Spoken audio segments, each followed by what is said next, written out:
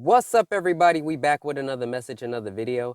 Thank you to all my new subscribers and future new subscribers. You know we do nothing here without God because everything is spiritually led by God over here. We cover the world from a spiritual and physical aspect to get the raw, real, and uncut answers. So anything you hear, anything you see in these end times, may you test the spirits, aka take the words and visuals back to prayer with God, as there are many Decepticons running around in these end times sent from the enemy. Had that strong, close, and personal relationship with God. Good, great, and awesome. All right, everybody. So December 5th dreams. Let's jump into it. So I had a dream that me and many others were preparing to cross over into this portal. Now, we knew that this portal was what was called the new world, if that makes sense. So symbolism for the new system the Lord is trying to do. That new world that would be operated in after the Lord's blessings, right? As Matrix begins to be broken and all that stuff. But for some more imagery, I was trying to get my shoes on real quick. Like, hurry up, hurry up, hurry up. Come on, right? But for some reason, my right shoe would just not come on all the way. It's kind of funny until I got it on. And it's like, all right, let's run through this portal. But I seen somebody hit this button, right? And then I saw 28 seconds before it was too late to enter. So it was a countdown, meaning there was not much time until this new system was going to be formed in the beginning of it. So one more time, I saw 28 seconds before it was too late, like a countdown, as this portal was open. So as I'm finalizing getting my shoes on, then I ran through this portal. And once I ran through this portal, I seen a bunch of brothers and sisters in Christ having this conversation about finances. What are we gonna do?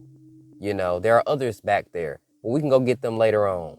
So it basically talked about certain people not receiving the first wave in general of that financial transfer, which made sense. But what are we gonna do? What are we gonna do? You got your stuff together, you got your stuff together. So that was really cool. And it was like we were in a new world, quote unquote, new system. So this is what the Lord had to say. A new world, a new system. So symbolism, right? Freedom. You must learn how to be self-sufficient. You are the builders. Many plan to reuse the system of captivity. Do not. So we will have to build our all new things for the kingdom. You know, we can't just go backwards.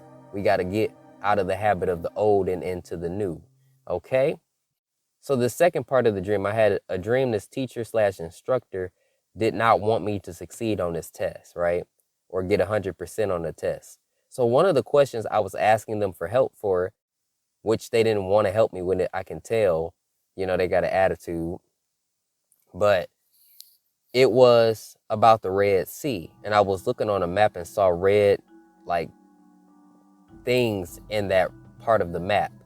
Initially, I didn't see it, but the question asked, what is affecting the Red Sea? And then I finally looked and saw these red, whatever they were, in the Red Sea on the map. And I answered the question, oh, okay, that's what it is. I see these red things.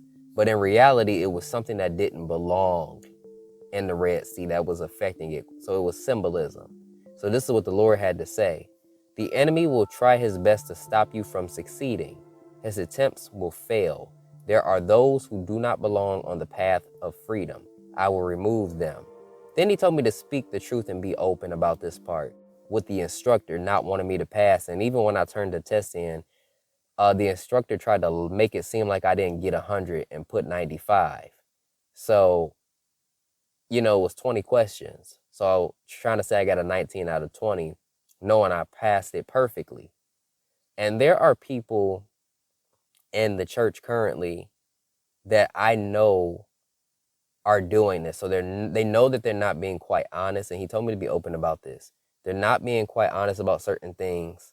And when it comes to me, especially with my age and with, you know, what the Lord is having me do, there's people that don't want to acknowledge that the Lord has got me on this right track or this right pathway, you know, and that I'm just kind of all over the place. You know, he's young and all over the place. And the Lord really wanted me to speak up about this. If you are a certain age, it doesn't matter how old you are or how new you are into your calling. The Lord wants me to tell you with what's coming and how many are going to begin to walk. Don't let somebody tell you that you don't belong when the Lord has put you in place, okay? Because people may not want you to succeed or excel. So you have to be ready and willing to be confident with the Lord and pass those tests no matter what is being said. Let the Lord guide you, because people in the world aren't going to want to see you make it. Some people in the church aren't going to want to see you make it, right? So you've got to really stand close to the Lord and really allow him to use you the way he's intending to use you. All right. So that's where he wanted me to be open about that part of the dream and give that message on to you. All right. Peace and blessings, and I'll catch y'all in the next one.